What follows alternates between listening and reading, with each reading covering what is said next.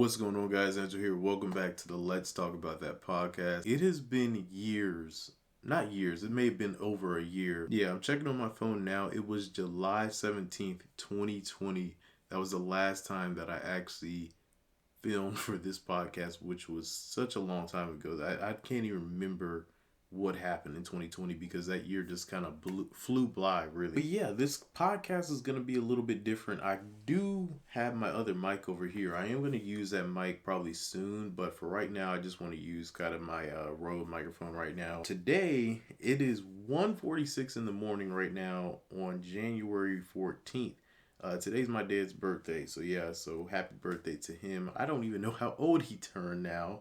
I think maybe 57, maybe big 57, so yeah. And yeah, today I wanted to talk about King's Dominion specifically. This whole episode is kind of going to be on King's Dominion. I'm in a group chat with the Drunk Riders. As you all know, they do a podcast as well. They do an amazing job. Shout out to Buzz Bars and the whole crew. But the reason I really bring that up is because it was a topic that was being talked about in the chat, actually. It was about how if King's Dominion had never got Intimidator 305, or really vice versa, if we got the B&M Hyper and Carowinds got Intimidator 305 during 2010. Because if you really look at it, look at King's Dominion now. I mean, they removed like 5 attractions within like 8 years, if I'm correct. Obviously, they switched Hurler out for Twisted Timbers, which was probably the best decision out of all the decisions they had made during that time. But they had got rid of Volcano. Tornado also was removed. Remember that? Because I did updates on like Tornado like a long time ago.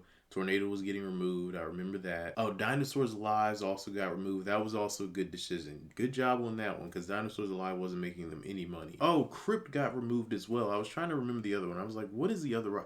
Crypt got removed, and I feel like there's one more that I'm probably missing. But yeah, so it was a lot of stuff that got removed within that just short amount of time, because within a 10-year period, I mean, I'm wondering what's going to happen within these next 10 years at King's Dominion. Like, I'm pretty sure they're gonna try one more time, giving this park like a big ride, but I don't know, man. This park, I've been going to this park since I was a kid, guys. Like literally since I was a kid, I've always been going to King's Dominion. Me personally, I'm not really too attached to it. Like other people get very attached to stuff.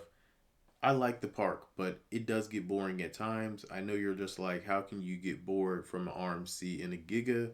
Well, when that's the two things that you can ride, I mean, yeah, we have a floorless coaster, but hey, these are just my opinions on really what I think on this whole situation. We used to have the most solid top 3 in one of the Cedar Fair chains. Now it's like, oh yeah, Dominator is like that 3rd seed. Because really, it's like Intimidator, other people, it's Twisted Timbers #1, and then Intimidator, and then Dominator. It's kind of crazy what all happened with Volcano when you look back at it, because I remember riding it with like Airtime Mike, right? It was like legit, like when the park, around that time, the park had just opened Twisted Timbers, and we were just like, yeah, let's go ride Volcano while we're at it, because there's no line now, obviously, because everyone's at Twisted Timbers. And I remember talking with Mike, and we were just like, yo, they have a top 3. We have like a top 3 at the park now. We have Twisted Timbers, we have Intimidator, and we have Volcano. Like, come on, you can't beat this. And shortly after that, around late April, the rider went down, and man, the ride never came back up, and that was the end of Volcano. At the end of the day, it's business decisions, and honestly, that was a bad business decision in my honest opinion. They could have prevented that a long time ago. Obviously, Volcano had problems from the jump. That's honestly one of the main reasons why they don't like working with Intamin now. Cedar Fair in general just doesn't want to work with Intamin like that because of those reasons. On their ride specifically, they wasted a lot of money. I mean, look at Top Thrill Dragster. They burnt a lot of cash for that thing. But it just seems like they always kind of got the bad end of the stick when it came to intimate rides, really, for maintenance wise. But if we go back all the way back to around 2010 when we got the Giga Coaster Intimidator 305, it really is a question like, what would have happened if we didn't actually get that Giga Coaster and Carowinds got it then, and it was just called Intimidator 305 for them? Would they have actually put the money in and put the $30 million in for Fury 325 here? Do you think Fury 325 would have still won in the same spot as Intimidator 305? Let me know in the comment section below. It probably would have, because it really, I mean, we have a bunch of space at that park. You could put, honestly, if they wanted to, they could give us a coaster every year like Energylandia, and we would have still enough room to keep building. I imagine they're going to give Avalanche a name change, and a new paint job is happening on Avalanche as we speak. So I don't, like I said, I don't think it'll be called Avalanche anymore anyways, just because it doesn't fit at all. Your Safari Village area, or now it'll be called Expedition, whatever. But a safari themed area having a snow themed ride is the most out of whack thing you could possibly do at a park. The real question is, what in the world are they going to give this park in replace of Volcano? We know it's going to be coming within the next 5 years for sure. I just don't think they're going to wait that long. I don't think they're going to do that to Kings Dominion. I mean, they could turn it into some Valley Fair situation and we just don't get a coaster for like, I don't know how long, which I just couldn't see them doing that with this park. Not with Busch Gardens being a big competitor for them, as well as, you know, Six Flags America. No, there is no competition with Six Flags America and Kings Dominion. I'm trying to think of like 5 things or 5 coasters that they could honestly put in place of Volcano. I'd say you could do a really large size GCI coaster, because we kind of do need another wooden coaster. It would be nice to have a wooden coaster, a newer wooden coaster at Kings Dominion, like one with the next gen trains and everything. I think it would be nice to see about a 70-mile-an-hour, you know, wooden coaster. That would be really cool. Really tall. I'm talking like an intense wooden coaster though, like very intense, full of airtime, maybe an inversion. That would be really cool. They could do GCI or Gravity Group for that, because both of them can do those type of things with coasters now. Another one could be a Mac launch coaster. That would be different. A Mac launch coaster, I'm trying to think of I don't remember what the coaster is called that's in another country now that they were testing.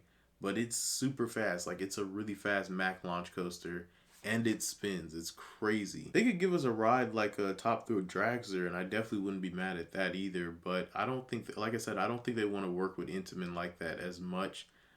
Maybe they will in the future. Who knows? But as of right now, it seems like they like using B&M and Mac and, you know, RMC, but they barely want to work with RMC now. Obviously, the T-Rex option is out there because every enthusiast, we all want that T-Rex to happen, and I'm pretty sure it's going to happen within the next 10 years for sure. But right now, I'm pretty sure they're focused on just getting Raptors out. And hey, they could technically put a Raptor because it is further enough away from Six Flags Great Adventure. And Hershey Park doesn't have a Raptor. Six Flags America doesn't have a Raptor. And Busch Gardens doesn't have a Raptor. So honestly, if they made a large-scale Raptor like Jersey Devil, it would actually be a pretty good decision when you think about it. And they use the space correctly, it would be a nice size RMC Raptor coaster. The other option that had kind of got scrapped was the wing coaster, which I'm fine with that being kind of scrapped. But I would have liked to have seen maybe a launch wing coaster, like a Thunderbird at a Holiday World. That would have been really cool. There's no other really coaster like that one. A launch wing definitely would have been interesting, and I would have took that any day of the week as a replacement, especially if it was a large scale, like we're talking about 200 feet wing coaster that launched. Basically, an intense wing coaster would be really cool. But I think that's really the big question now, is what is the next big thing coming to Kings Dominion? Because everyone is wondering that same thing. It's like, well, what do y'all honestly have planned? And I feel like they really don't know. Once they decided that they were getting rid of Crypt, which it was a good decision because Crypt was a maintenance nightmare anyway. I remember working there and Crypt was always down back then, so it wasn't surprised that they were going to remove it. And putting a Fourth Dimension coaster really was a good decision, honestly. Even though I don't really like them, you can't be mad at it because there is no other Fourth Dimension coaster in our area. And what y'all don't realize is that Safari Village used to be the spot, man. Like, I think it was called Congo Thrills before Safari Village anyways, but it was like Congo Thrills. That area used to be hit, guys. Like, it had the heavy hitter coasters. You had Intimidator, you had Flight of Fear, you had Anaconda, you had Avalanche, you had Backlot. There were just a bunch of rides within that small area. And there's still a lot of coasters within Safari Village, but a lot of them, you know, Backlot is pretty much the only thing over there besides Flight of Fear and Intimidator. And that's really all that people walk over there for. When you go to look over where Volcano is, it's like, what in the world was right here?